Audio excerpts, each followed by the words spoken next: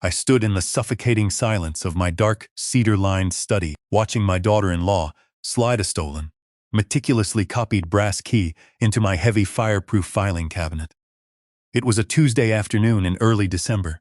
Outside, the brutal Chicago wind was howling off Lake Michigan, rattling the stained glass windows of my historic Lincoln Park brownstone. But inside this room, the air was dead, heavy, and absolutely freezing. I didn't say a word. I didn't alert her to my presence. I simply stood in the doorway, my shoulder resting against the thick oak frame, my breathing slow and controlled. 4 decades as a structural engineer, specializing in identifying catastrophic stress fractures before massive skyscrapers collapsed, had trained me to observe the invisible cracks. I spent my entire life analyzing how things break, how pressure builds, and how a seemingly perfect facade can hide a rotting, unstable core. Now, I was watching a human stress fracture in real time. Vanessa thought she was completely alone.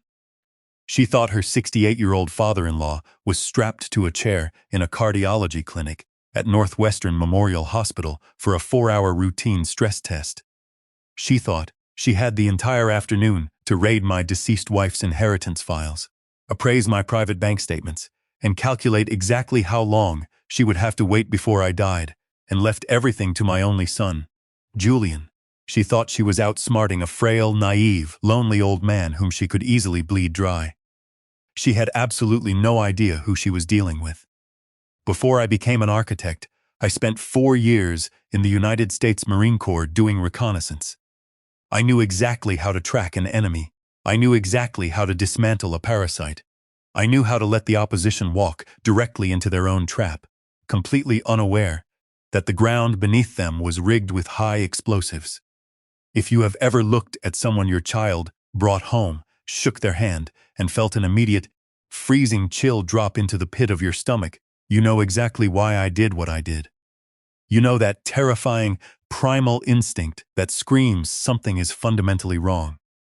Honestly, if you were standing in my shoes, I don't know if you could have stayed calm for 2 long, agonizing years. Most fathers would have blown up on day 1, but I didn't. I had to play the long game. Because attacking a man's new love directly, especially when he is blinded by the intoxicating rush of early romance, only pushes him further into her arms. My late wife, Maya, had taught me that kindness without steel, impenetrable boundaries is just vulnerability waiting to be ruthlessly exploited. Maya was a pediatric oncologist. She was an absolute force of nature, brilliant, fiercely protective, and possessing a moral compass made of solid iron. Before pancreatic cancer tore her away from me, she left behind an incredible legacy. She left this beautiful, historic brownstone, but more importantly, she left a massive, ironclad financial trust for our son, Julian. Julian was 34 years old. He was a brilliant structural engineer with his mother's heart. He was the kind of man who would give you his absolute last dollar. That was his greatest strength as a human being. But in a world filled with opportunistic predators, it was his fatal flaw. Generosity is a beautiful trait until a shark smells the blood in the water. The target on Julian's back became blindingly bright the first evening he brought Vanessa to my home for Sunday roast. Julian walked through the front door, his face glowing with a nervous, ecstatic energy. He was holding the hand of a woman who looked like she had just stepped out of a high-end luxury lifestyle magazine. Vanessa was 28, polished to a dangerous perfection, and possessed a carefully curated charm that felt entirely rehearsed. "Dad, this is Vanessa," Julian said, his voice brimming with pride. I stepped forward and shook her hand. Her grip was aggressively firm, but her eyes didn't meet mine for more than a fraction of a second. Instead, they immediately darted past my shoulder, rapidly taking a calculated inventory of the grand foyer. She didn't look at the framed family photos or the watercolor paintings Maya had painted. She looked at the crown molding. She looked at the imported Italian marble fireplace. She was estimating the square footage and cross-referencing it with the current real estate market value. She wasn't visiting a home. She was appraising her next conquest. During dinner, the performance continued. Vanessa leaned forward, looking at me with wide, performative innocence. Julian tells me you designed some of the most iconic commercial buildings. Downtown, Martin. That must have been incredibly lucrative. It was a fulfilling career, I replied smoothly. And this house, she continued, her eyes sweeping the dining room. It is absolutely massive. Are the property taxes astronomical for a historic estate like this? It must be exhausting maintaining such a massive property completely by yourself. Do you still keep an aggressive investment portfolio in your retirement to cover the overhead? I set my fork down slowly. The air literally left the room. I looked at Julian. My son was smiling blindly, ecstatic that his beautiful new girlfriend was taking such an active interest in his old man. It was sickening. Vanessa wasn't trying to build a connection. She was running a hostile financial audit on my life. She was probing for weaknesses. I chose the quiet war. I manage fine, Vanessa, I said. I have excellent advisors. The very next morning, at 8 o'clock sharp, I was sitting in the office of my estate attorney, Richard. I wasn't being a paranoid widower. I was honoring a sacred promise. Before Maya passed away, she had insisted on creating an ironclad family trust to protect Julian from predators who use love as a master key to rob good people blind. The trust held the brownstone, the investment portfolios, and a substantial life insurance policy. Julian was the sole beneficiary, but he had zero access to the principal until his 40th birthday. He didn't even know the massive fund existed. Maya wanted him to build his own character before inheriting millions. But now that Vanessa had entered the picture, sniffing around like a bloodhound on a scent, I realized the existing protections weren't enough. Richard, I said, sliding a dossier across his desk, I need you to tighten every single legal loophole in the Maya Trust. I want it locked down so tightly that not even a team of corporate liquidators could crack it. When Julian proudly announced his engagement to Vanessa 6 months later, I didn't object.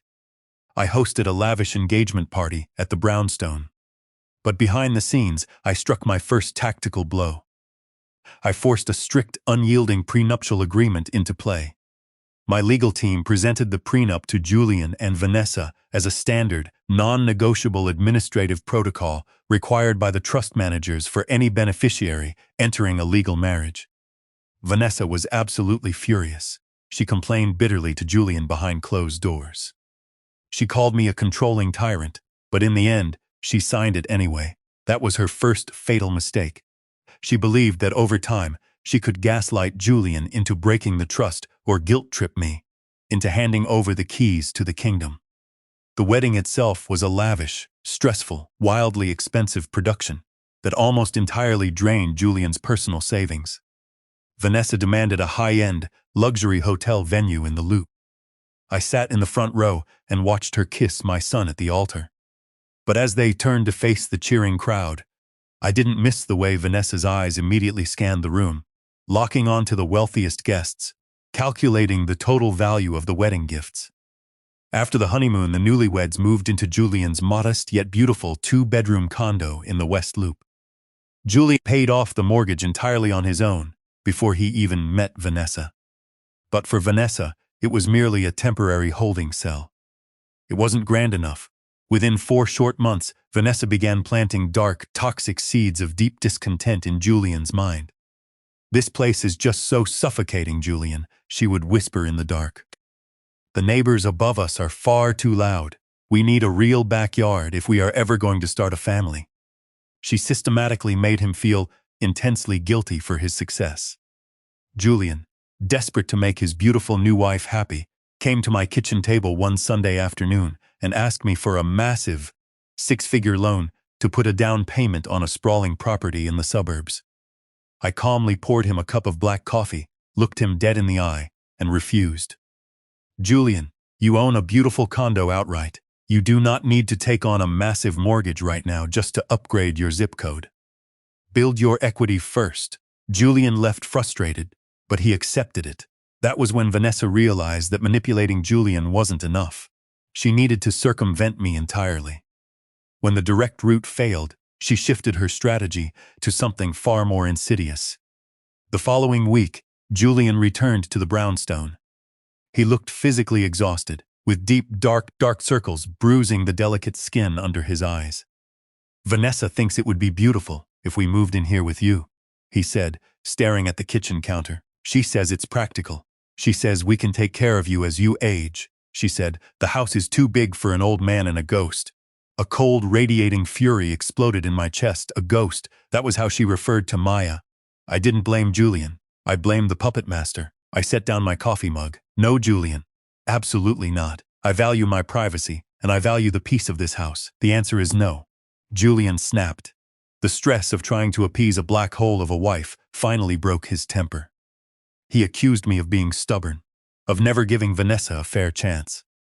He stormed out of the house, slamming the heavy oak door behind him. We didn't speak for an entire month. During that excruciating time, Vanessa rapidly escalated her plans. Since she couldn't immediately seize control of the brownstone, she decided to seize complete control of Julian's income. She suddenly quit her mid-level corporate logistics job, claiming her manager was toxic and she needed to launch her own independent luxury consulting firm. Julian, being the fiercely supportive partner he was, took on the entire crushing financial burden without a second thought. He paid the condo fees, the utilities, the organic groceries, her expensive luxury gym membership, and her $600 a month luxury SUV car lease. He drained his energy, working 60 to 70 hours a week at his engineering firm. Meanwhile, Vanessa sat in upscale coffee shops downtown, with her laptop, sipping lattes and pretending to build an empire. I watched the timeline closely from a distance. 22 grueling months passed, almost 2 full years of Julian working himself to the bone. And in those 22 months, not a single dollar of revenue ever materialized from Vanessa's so-called consulting firm. Instead, Vanessa's obsession with my estate grew completely unhinged. She began asking Julian probing questions about my health. She asked if I had a living will on file. She randomly suggested hiring private contractors to renovate my kitchen, aggressively offering to personally oversee the massive construction project while I was away. She was trying to nest in a house she didn't own. I knew it was time to move from passive observation to active investigation. I made a phone call to an old associate, a former military intelligence officer who now ran a high-end, discreet private corporate investigation firm. "Find the consulting firm, Marcus," I told him. "Find the LLC registration, find the tax filings, find the client lists, rip the whole thing apart." It took Marcus less than 48 hours to return with the report.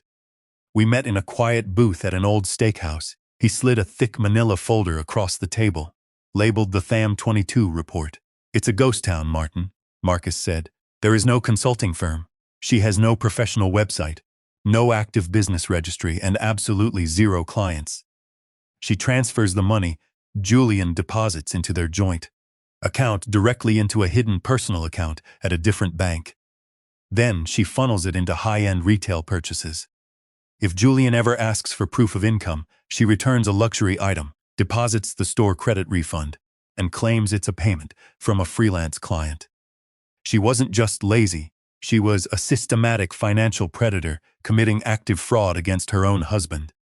I paid Marcus in cash, took the folder, and locked it inside my fireproof filing cabinet in my study. The same cabinet that held Maya's trust documents. The trap was set.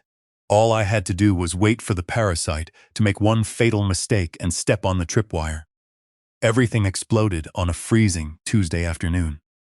I had a routine cardiology appointment at Northwest Memorial that was supposed to take at least 4 hours.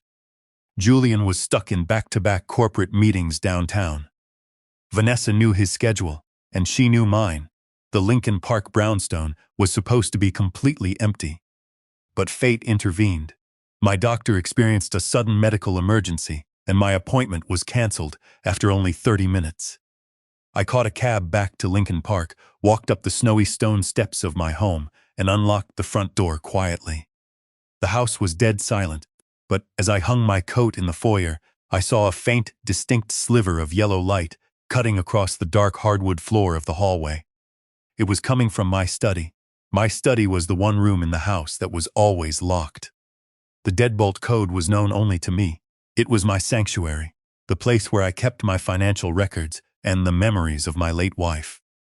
I walked silently down the long corridor, my footsteps making absolutely no sound on the thick Persian runner. I reached the heavy oak door. It was slightly ajar. I pushed it open, and there she was. Vanessa was standing frozen in the middle of my private sanctuary, illuminated by the harsh glow of the brass desk lamp. She was standing directly in front of my open fireproof filing cabinet. She had confidential manila folders spread haphazardly across the polished mahogany surface of my desk. Bank statements, tax returns, property deeds. She looked up at the exact moment I pushed the door open. The color instantly vanished from her face. She turned the color of ash. Her mouth opened slightly, but no sound came out. No one said a single word. If you have ever caught someone in an act of betrayal so profound that the air itself turns to ice, you know exactly what that silence feels like. I just stood in the doorway, leaned my shoulder heavily against the thick oak frame, and watched her panic. My silence absolutely terrified her. It was the calculated calm of a predator, watching its prey realize it is trapped. Vanessa scrambled frantically to gather her composure. She quickly shoved the folders together, her hands trembling violently. "Martin," she gasped, forcing a pathetic, breathless laugh. "You're home early. I didn't hear you come in. Julian actually asked me to swing by and check on the house while you were at the hospital. He was worried about the pipes freezing. Julian doesn't have the deadbolt code to this room." "Vanessa," I said, my voice cutting through the room like a razor blade. She flinched. The lie crumbled instantly, but she kept digging. "Well, I noticed the door was unlocked when I walked past. I came in because I was just looking for a pen. I needed to write a quick note for the mailman." It was disgustingly pathetic. A grown woman, standing over a pile of stolen financial documents, claiming she was looking for a pen inside a locked safe. I slowly walked away from the doorframe and moved toward the desk. Every step was deliberate and heavy with authority. I reached out, took the manila folders roughly from her trembling hands, and tapped them neatly on the mahogany surface to align the edges. I looked her dead in the eye. The coldness in my gaze made her step back. I raised my arm and pointed a single finger rigidly toward the hallway. "Get out," I commanded. I didn't yell. The absolute finality in those two words was enough. She practically sprinted down the hallway, the front door slamming shut behind her, leaving the house dead silent once again. I sat down heavily in my worn leather desk chair for 3 solid hours. I stared at the framed photograph of Maya resting on the corner of my desk. I realized, with a heavy heart, that the foundation of my son's life had fractured beyond repair. The time had finally come to shatter his illusion, to tear down the facade, even if the brutal truth broke his heart into 1,000 pieces. The very next morning, precisely at 9 o'clock, I drove my heavy SUV over to Julian's West Loop condo. He buzzed me up without asking who it was over the intercom. When I stepped inside the modern apartment, the atmosphere was suffocating. Julian was standing rigidly by the kitchen island, gripping a coffee mug so tightly his knuckles were white. He looked like he hadn't slept a single minute in 3 days. Vanessa was sitting defensively on their velvet couch, her arms tightly crossed. She had spent the entire night spinning a massive victim narrative, painting me as a hostile, secretive tyrant who had cornered her. I walked directly to the armchair across from the couch, sat down slowly, and looked directly into her cold, calculating eyes. "You broke into my private study," I stated. My voice was incredibly quiet, yet it carried undeniable weight. Vanessa aggressively scoffed and tossed her hair over her shoulder. "I was looking out for our future," she shouted, playing the victim card. "You are nearly 70 years old, Martin. Julian is your only child. It is incredibly selfish and irresponsible that you keep your entire financial estate hidden from us. If something happens to you tomorrow, we are the ones who have to deal with the legal mess." I was being practical. I slowly turned my head and looked directly at my exhausted son. "Julian," I said calmly, "did you authorize your wife to copy my key and search my private legal records?" Julian swallowed hard. His bloodshot eyes were glued firmly to the hardwood floor. "No, Dad," he whispered. "I didn't." Vanessa's face instantly contorted with vicious rage. She realized her husband wasn't defending her. "Julian, I saw the legal papers," she cried out. her voice shifting into a desperate whimper. He has structured the entire trust to completely exclude me. Even after we got married, he treats you like an incompetent child, Julian, and he treats me like a criminal. I stood up slowly from the armchair. My presence dominated the small room. That trust was established by Julian's mother 15 years ago. I declared, my voice ringing out clearly. It holds the brownstone property, the investment portfolios, and the life insurance policies. It is currently valued at precisely $25 million. The silence that followed was heavy enough to crush a man. $2.5 million. Vanessa's eyes literally widened to the size of silver coins. You could visibly see the greedy calculation running behind her eyes as she realized the true, staggering scale of the wealth she had been secretly fighting for. She thought I was comfortable. She didn't realize I was wealthy. And you are absolutely right about one thing, Vanessa, I continued, dropping the hammer.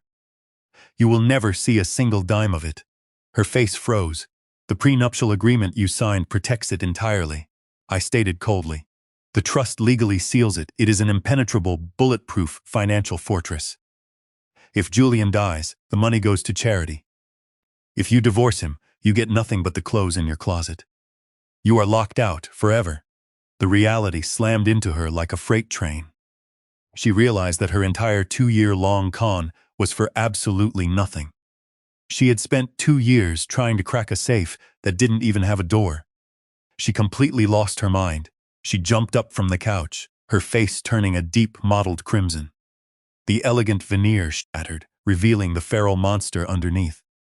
You are a paranoid, abusive, manipulative old man, she shrieked at the top of her lungs. You never wanted your precious son to grow up and leave you. I gave up my entire career for this family. I run this household. I am his wife, and I deserve what is rightfully mine.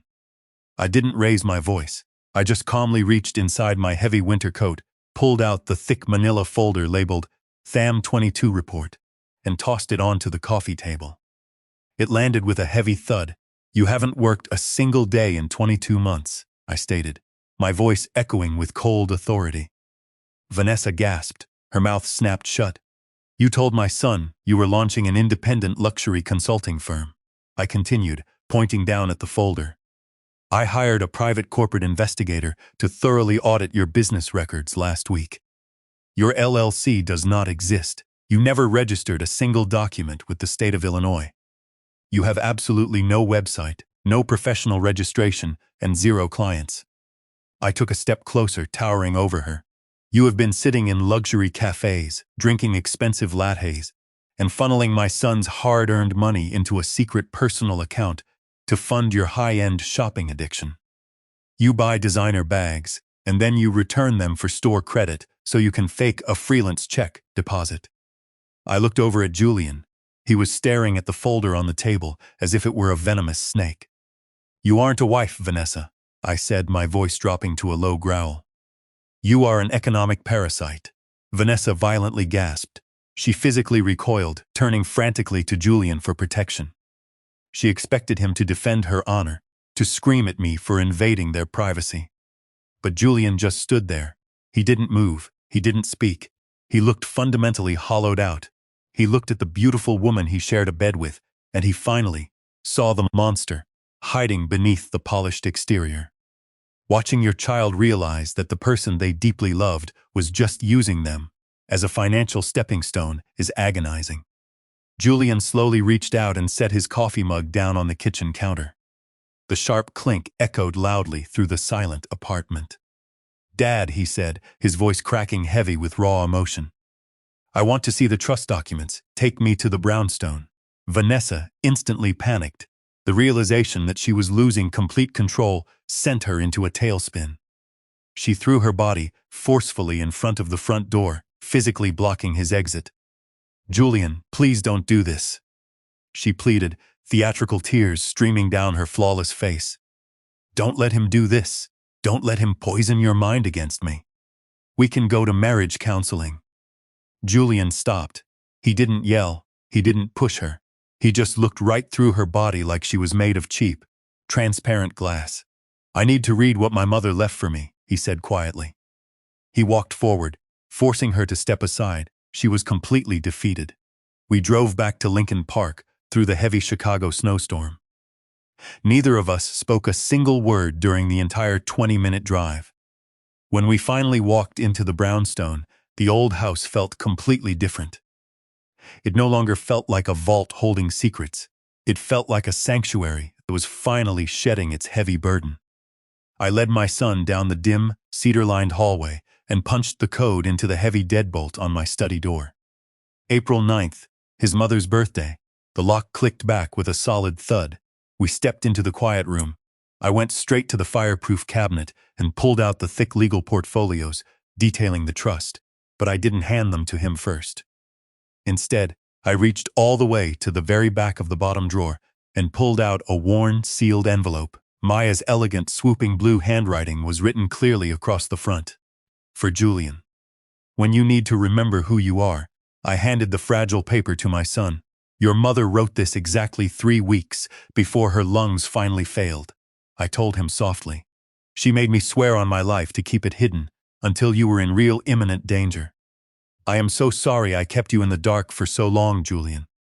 I thought I was protecting your happiness. I was wrong.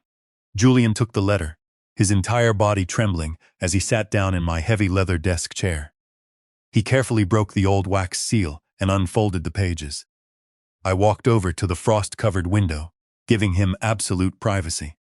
I knew every single sentence by heart. Maya had written extensively about her own childhood trauma, watching her mother get aggressively evicted from her own home by a predatory, charming second husband who legally stole everything they had. She wrote about Julian's pure, beautiful, giving heart. She told him his deep empathy was his absolute greatest asset, but without a heavy shield, it would eventually destroy him. She warned him that the world contains dangerous people who simply do not possess the capacity to love. They only possess the capacity to calculate. But it was the final paragraph that shattered his illusion completely. Julian read it out loud, his voice cracking. Pay close attention to how people act when they believe they have absolutely nothing to gain from you, he whispered. Generosity under observation is just a theatrical performance. Generosity in the absolute dark is character. Find a woman who builds you up when no one is watching. That is the only person on this earth worth trusting with your life. Julian slowly lowered the paper to his lap. A single heavy tear fell, smudging the old blue ink. She knew, Dad, he said, his voice breaking completely. She knew I would be blind. She wasn't a prophet, Julian, I said, turning away from the snowy window. She was just a mother who intimately understood how predators operate. Julian sat frozen in that leather chair for over an hour. The silence in the study was absolute. You could practically hear the gears turning in his head as he painfully connected the dots of his entire fake marriage. He remembered the way Vanessa never asked about his internal life. He remembered the way she threw a vicious tantrum when he reasonably suggested cutting back their luxury vacation budget. He remembered the way she relentlessly stared at my brownstone with naked greed in her eyes. It wasn't a marriage, it was a hostile corporate takeover of his entire life. What do we do now? He finally asked, looking up at me. His eyes were suddenly clear, focused, and incredibly sharp. The naivety was completely gone. Only cold steel remained. We do exactly what your mother prepared us to do, I told him firmly. We eliminate the threat. The final confrontation back at the West Loop condo later that evening was a masterpiece of cold, ruthless legal precision. Julian didn't scream or yell. He walked in, sat down at the glass dining table, opened his laptop, and pulled up 24 months of their joint bank statements. Vanessa sat nervously across from him, desperately trying to look like a fragile victim. Julian aggressively spun the laptop monitor around to face her. $18,000, he said. His voice was completely flat, devoid of any warmth. That is the exact amount of money I have deposited into our joint account to directly fund your lifestyle since our wedding day. That covers your luxury gym, your designer clothes, and your completely faked startup expenses. He leaned forward, his eyes locking onto hers. Do you know what your total financial contribution to this marriage has been? Vanessa stared blankly at the glowing spreadsheet. She didn't say a word. Her throat was tight. $900, Julian said, the words hitting like a physical blow. You deposited one single check for $900 and proudly told me it was from a major freelance client. I checked with the bank manager this morning. That check was a store credit refund for a luxury purse you returned after buying it with my credit card. You have faked your entire professional career since the honeymoon. Vanessa's fragile victim act instantly evaporated. The sweet, supportive wife vanished, replaced by a snarling, furious monster of pure entitlement. So what? She shrieked, violently slamming her hands flat on the glass table. I am your wife. You are legally obligated to provide a certain standard of living for me. You promised me a future, Julian. Do you honestly think I wanted to waste my youth living in this pathetic little condo while your arrogant father sits on millions? I thought you had real ambition. I was going to be a husband, Julian said quietly, the disappointment heavy in his voice. You were just looking for a lottery ticket. He snapped the laptop shut. The noise cracked through the room like a gunshot. This condo is separate property, legally titled solely in my name before the marriage. Julian continued, standing up, towering over her. My father's attorney has already drafted your formal eviction notice. You have exactly 48 hours to pack your personal belongings and completely exit this property. Vanessa gasped, genuine fear finally entering her eyes. If you attempt to contest this divorce, Julian warned, if you try to fight me in court, we will immediately subpoena your faked company records and file formal criminal charges of financial fraud and grand larceny against you. Vanessa looked at Julian with pure, unadulterated hatred. Then she slowly turned and looked at me. You planned this from the very beginning, she hissed at me, her eyes burning with venom. You destroyed my life. I didn't destroy anything, Vanessa, I replied smoothly. I just turned on the bright lights in the room.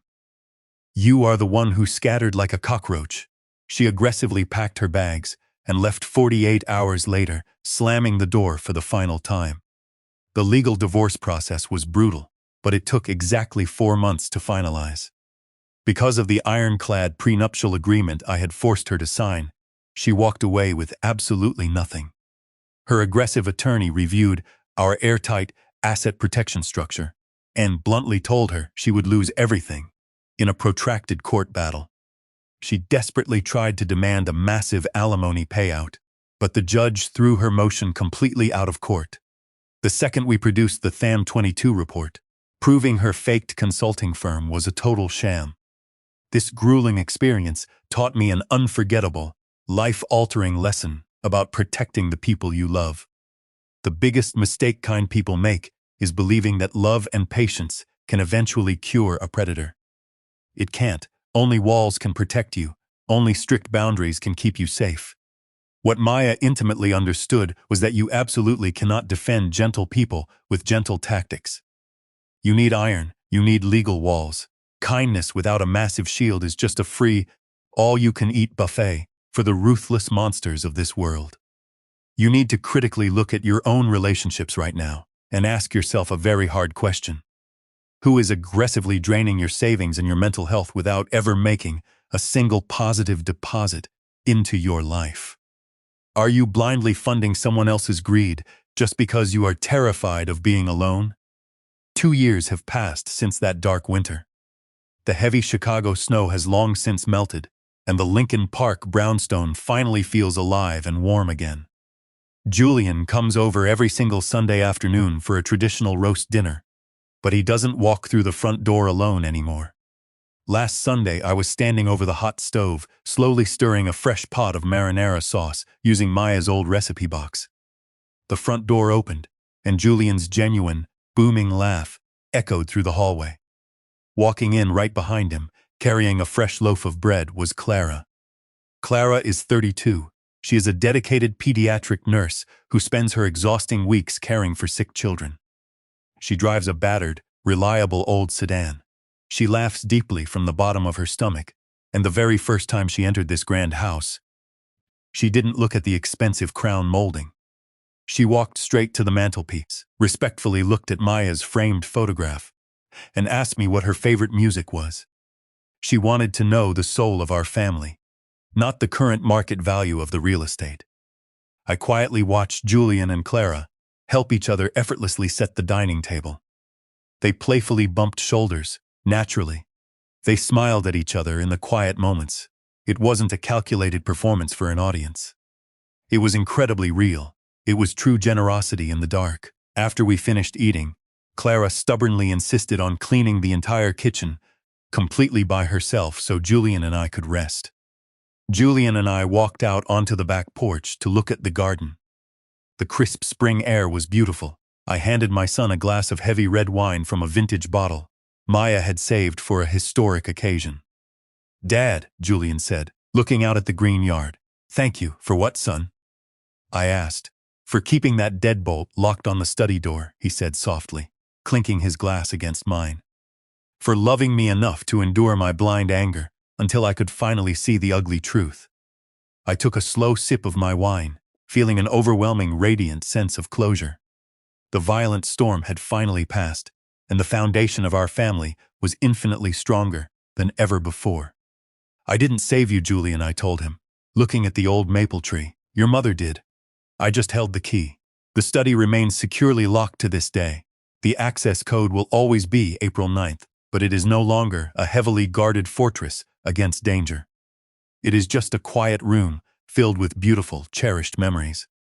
Because the incredible legacy Maya left behind is finally safe. I want to know exactly what you think about my actions.